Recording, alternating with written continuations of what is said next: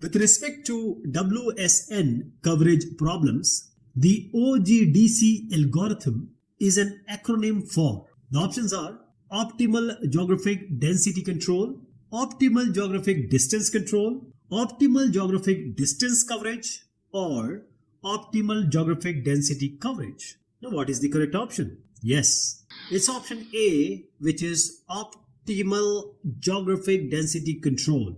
Now let me tell you about the WSN, which is the wireless sensor networks. There can be light sensors, there can be heat sensors, there can be traffic sensors. So all this comes under WSN. Now where to place these different sensors? What is the algorithm? So this OGDC, Optimal Geographic Density Control algorithm, this aims to reduce the number of messages, avoid the blind points when you're using sensors in the target field, and providing the full coverage of that area.